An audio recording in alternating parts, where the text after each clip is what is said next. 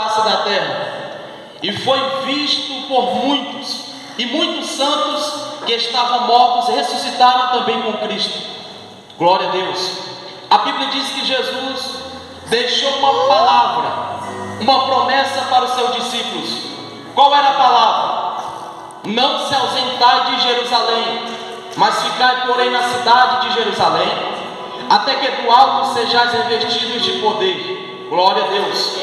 O que me chama a atenção no capítulo 1 é que o escritor de Atos dos Apóstolos, e os irmãos sabem que era Lucas, ele vai escrever este livro para um homem chamado Teófilo. E no capítulo 1 e no versículo de número 1 e 2, Lucas vai dizer: eu escrevi o primeiro tratado ao Teófilo, acerca de tudo que Jesus não começou a fazer, não só a fazer, mas também a ensinar. Diga: Jesus, Ele não só ensina, Ele faz. Glória a Deus. Então o que nós vemos é Lucas vai se colocar no lugar de um historiador. E os irmãos sabem que Lucas vai escrever o Evangelho que leva o seu nome, e Lucas também vai escrever o Atos dos Apóstolos. O que Lucas vai fazer? Se colocar no lugar de um historiador e vai pesquisar a história de Jesus, como Jesus realizou seus sinais. Lucas vai literalmente pesquisar a história de Jesus para então transmitir a este homem chamado Teófilo. É a mesma coisa que acontece conosco. A nossa história, ela existe porque alguém permitiu com que ela esteja sendo realizada, com que ela esteja sendo prescrita, com que ela esteja sendo escrita. Perceba que Lucas vai escrever a história de Jesus, e na história de Jesus ele diz: eu estou escrevendo a respeito de tudo que Jesus não só começou a fazer, mas a ensinar. Aleluia. Eu estou aqui essa noite, você está aqui essa noite porque um dia Jesus começou a fazer. Essa vigília está acontecendo essa noite porque Jesus começou a fazer. A tua casa está de pé porque Jesus começou a fazer. Esse pregador está pregando aqui essa noite porque Jesus começou a fazer. Aleluia. Oh, glória a Deus. E como é quando ele começa a fazer? Porque em Isaías capítulo de número 43, versículo 13 está escrito: diz o Senhor: ainda antes que houvesse dia, eu sou, e ninguém há que possa fazer escapar das minhas mãos. Operando Ele, quem impedirá? Aleluia, glória a Deus. Jesus começou a fazer, e é por isso que a história da minha vida, a história da tua vida está sendo escrita. Jesus começou a operar, e é por isso que nós temos toda a liberdade de adorá-lo. Jesus começou a trabalhar, e é por isso que a enfermidade tem que cair por terra. Jesus começou a fazer, e é por isso que os demônios vão bater em retirada para a glória do nome de Jesus. Perceba que a Bíblia diz em Atos capítulo 1, versículo 1, Jesus começou a fazer. Afinal de contas, irmãos, quando é que Jesus começou a fazer? O salmista do Salmo de número 90, ele disse: de eternidade a eternidade, Tu és Deus. Perceba que um dia Jesus estava na eternidade, melhor, Jesus estava antes da eternidade, porque a Bíblia diz que Ele é maravilhoso, conselheiro, Deus forte, príncipe da paz e Pai da eternidade. Então Jesus, olhando para a eternidade, Ele vai olhar entre as eternidades. Eu posso te dizer essa noite, a Bíblia me garante isso, que no mínimo existe duas eternidades. A primeira eternidade é a eternidade com Deus. A segunda eternidade é a eternidade sem Deus, no lago de fogo eterno. Escute, Jesus olhou para uma eternidade, Jesus olhou para outra eternidade, e Ele viu qual eternidade eu iria passar. Ele viu qual eternidade você iria passar. Ele viu em qual eternidade nós iríamos passar. Então Jesus olhou para as duas eternidades, e no meio das duas eternidades tem esse espaço chamado tempo, que é nesse espaço chamado tempo que nós vivemos. Jesus saltou no meio das duas eternidades e veio parar nessa terra, nesse espaço chamado tempo, no ventre de uma virgem. Aleluia, oh glória a Deus. E começou a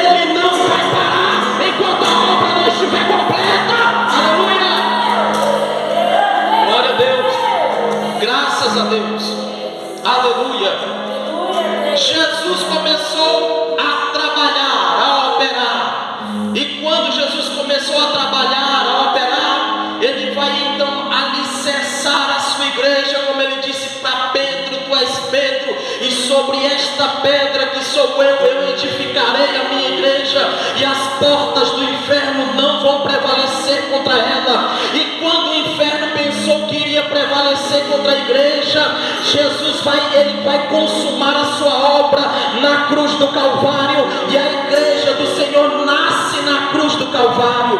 A igreja nasceu na cruz do Calvário, mas precisa ser inaugurada. E quando é que a igreja vai ser inaugurada? No dia de Pentecostes, aleluia. Mas a Bíblia diz que para isso acontecer, a igreja precisava esperar a promessa do Pai. Por quê? Porque o Pai faz a promessa e o Filho garante a promessa, para que a promessa se cumpra, aleluia. Todas as promessas que você tem, foi Deus que te fez, aleluia. Foi Deus que liberou a palavra, e é Jesus quem vai garantir. Eu estou dizendo essa noite que não é o homem que garante que a promessa vai se cumprir na tua vida. Eu estou dizendo que é aquele que não mente, é Jesus de Nazaré, que vai garantir que a promessa se cumpra na tua vida, aleluia. A igreja precisava ser inaugurada. A Bíblia diz que depois de 40 dias Jesus é assunto aos céus, mas ele deixou uma palavra sobre a igreja: não se ausentai de Jerusalém, mas esperai a promessa do alto, até que do alto vocês sejam revestidos de poder. A igreja tinha tudo para parar, para fracassar, para se corromper, para desistir, mas eles permaneceram em Jerusalém mesmo debaixo de perseguição. Talvez seja igual a mim, a você. Só Deus sabe como você chegou aqui essa noite. Só Deus sabe como você atravessou o meio do ano para cá e está caminhando para o final do ano. Talvez o desânimo bateu na tua porta, talvez a enfermidade bateu na tua porta, a escassez financeira bateu na tua porta, mas por que você não parou? Por que você não se corrompeu? Por que você não sucumbiu? Por que você não se entregou ao desânimo? Porque tem uma palavra de promessa sobre a tua vida, sobre a tua cabeça, aleluia. Glória a Deus. Há uma palavra sobre as nossas vidas, há uma palavra sobre a nossa cabeça, aleluia. E o que me chama a atenção é que Jesus diz: olha, ficai em Jerusalém. E a igreja está em Jerusalém, em um lugar chamado cenáculo, onde os crentes se reuniam para orar. E a Bíblia diz no capítulo 2, versículo de número 1: cumprindo-se o dia de Pentecoste, estavam todos reunidos no mesmo lugar. E escute, aqui a igreja vai fazer uma coisa que o diabo não quer. O que o diabo não quer? Que a igreja esteja unida, que a igreja esteja reunida como está aqui hoje. Sabe por quê? Porque o diabo sabe que a igreja reunida acontece o que aconteceu em Atos dos Apóstolos. E o que aconteceu em Atos dos Apóstolos, capítulo de número 2? Aconteceu a maior revolução espiritual que a humanidade já viu. Por que revolução espiritual? Porque o Espírito Santo na antiga aliança vinha sobre alguns homens, gotejava sobre alguns homens, usava eles e retornava para Deus, usava eles de forma individual, usava Jeremias em Jerusalém, usava Ezequiel fora dos muros da Babilônia e usava Daniel dentro dos muros da Babilônia. E esses homens, sendo usados de forma individual, eles causaram uma revolução espiritual na antiga aliança. Oh glória! Imagine o diabo pressentindo o que está para chegar, porque o diabo ouviu a palavra de Deus, a promessa de Deus para essa igreja. É por isso que o diabo não quer que você se reúna para buscar algo do céu essa noite. Sabe por quê? Porque ele pressente o que está para chegar. Sabe por quê? Porque o diabo olhou para a vida de Jeremias, usado sozinho pelo Espírito, causou uma revolução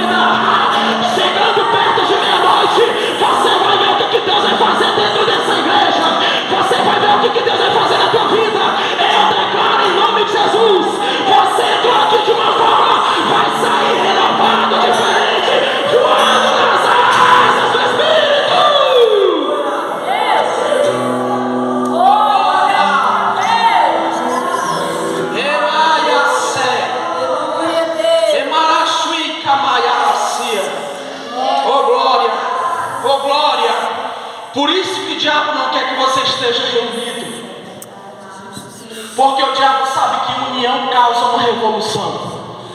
Remassa, oh glória. Se a união causa revolução, a unidade traz novidade. Glória a Deus. União é uma coisa, unidade é outra.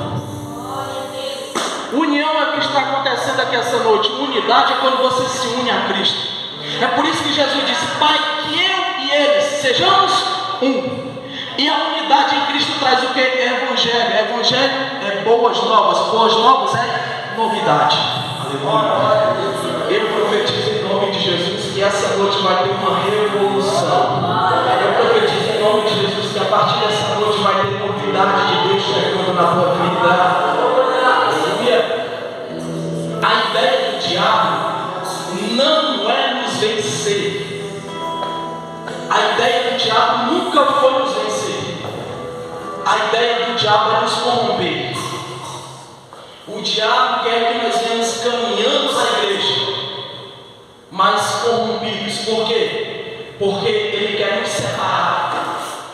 O diabo ele consegue nos corromper quando ele nos separa. Nos separa de quê? Da palavra. Nos separa de quê? Da oração. Nos separa de quê? Da comunhão. Nos separa de quê? Do corpo de Cristo. E aí nós entramos neste lugar muitas vezes achando que está tudo bem, mas nós estamos separados da comunhão, separados da palavra, separados do Espírito, separados de Deus. Então estamos corrompidos. Mas não estamos vencidos, porque afinal de contas estamos vindo para este lugar e nada está acontecendo, nada mudou. Aleluia, oh meu Deus do céu. Mas essa noite eu posso contemplar novamente o que Deus fez em Atos capítulo 2. Aleluia. A igreja está reunida no mesmo lugar. Sabe que lugar é esse aqui? Eu falo sem medo de errar. É o mesmo cenáculo onde Jesus fez a última grande ceia. Este mesmo lugar aqui é o mesmo cenáculo onde a igreja se reuniu pela última vez para ceiar. É o mesmo cenáculo onde Judas ficou endemoniado e foi trair Jesus. É o mesmo cenáculo onde os discípulos brigaram entre si para ver quem se assentava à direita de Jesus, para ver quem era o maior no reino dos céus. É o mesmo cenáculo onde a ânsia da morte chegou, mas a Bíblia diz que eles estão no mesmo lugar, porque é no mesmo lugar que nós nos decepcionamos, é que Deus traz um renovo para a nossa vida, é que Deus nos honra. Aleluia, glória a Deus.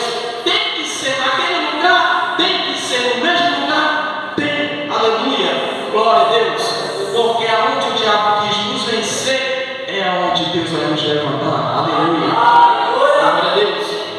A Bíblia diz que de repente ouve-se um som como de um vento veemente e impetuoso, e encheu toda a casa onde eles estavam assentados. Perceba que eles estão obedecendo às palavras de Jesus. Aleluia. E o Espírito de Deus chegou e não pediu por favor, não pediu com licença. Aleluia. O Espírito de Deus entrou e encheu a casa. Por quê? Porque a porta da casa estava aberta. Aleluia. Porque eles estavam desejando aquilo. Eu tenho certeza que não atravessei a Aparecida de Goiânia e Goiânia para chegar aqui, para me deixar a porta do meu coração fechada. Eu vim com a porta do coração aberto e eu vim para receber essa noite. Quem veio para receber pode abrir a porta e deixar o Espírito de Deus entrar. Oh, glória! Se você ler Atos capítulo 2, você vai ver que aquele som daquele vento entrou dentro da casa e mais de 2000 anos se passaram e você não vê relato de aquele vento sair de dentro da casa. Aleluia. Por quê? Porque o vento era bem-vindo, porque o Espírito era desejado, porque o Espírito era esperado. Aleluia, oh, glória a Deus. O Espírito de Deus impregnou na alma dele de uma forma que eles desceram à sepultura, mas desceram marcados pelo Espírito do Senhor. Aleluia, oh, glória a Deus. Graças a Deus. A Bíblia diz que foram vistas por eles línguas de fogo sobre a cabeça deles. E chegar a este nível de você ver algo sobrenatural não é para qualquer um, porque eles começaram com cerca de 500, no final das contas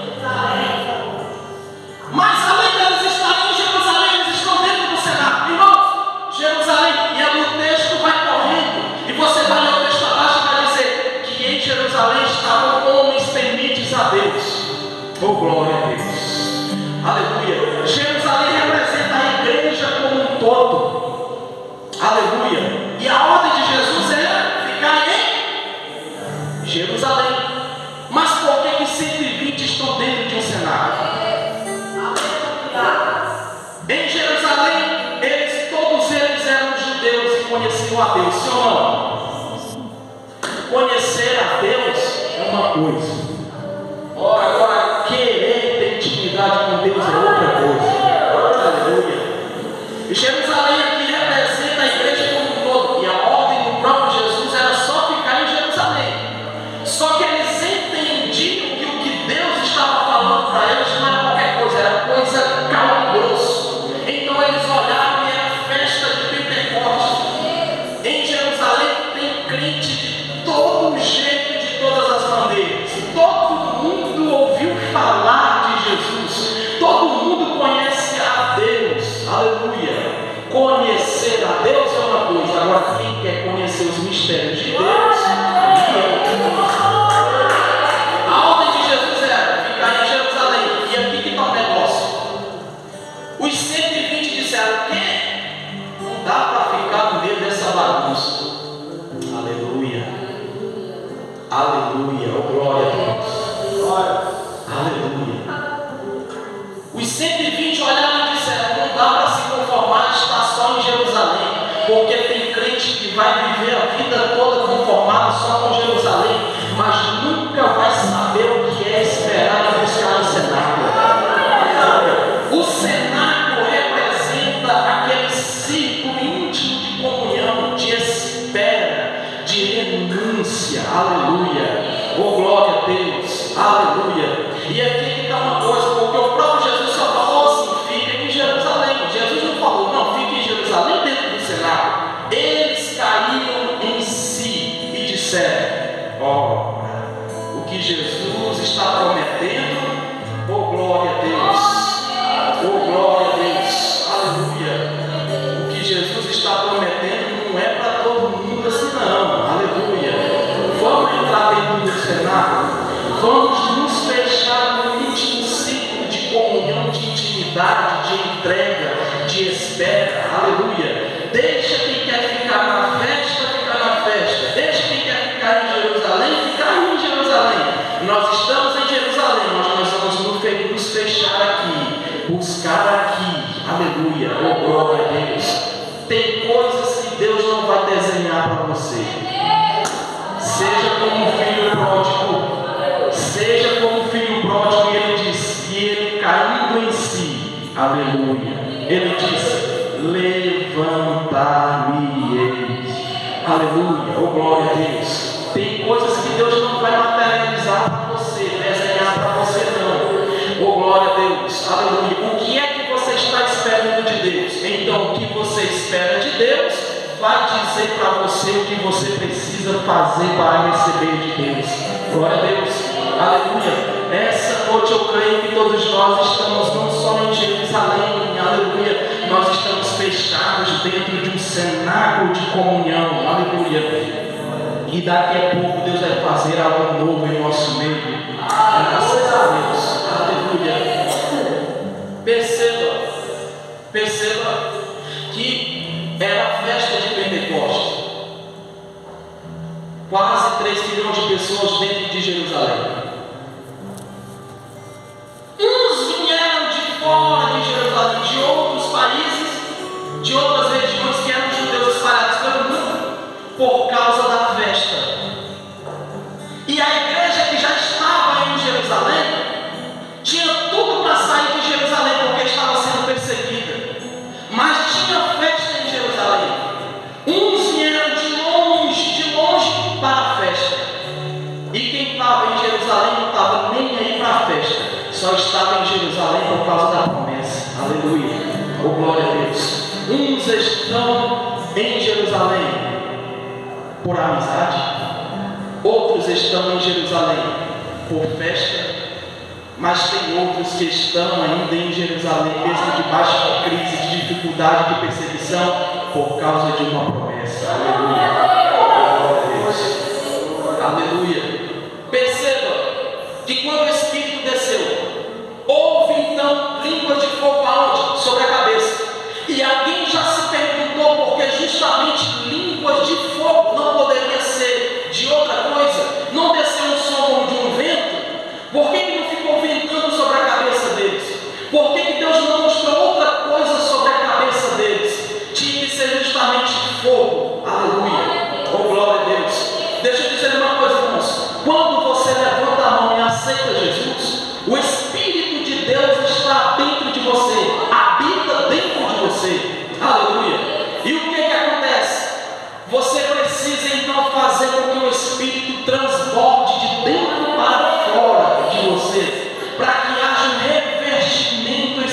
espiritual. Aleluia.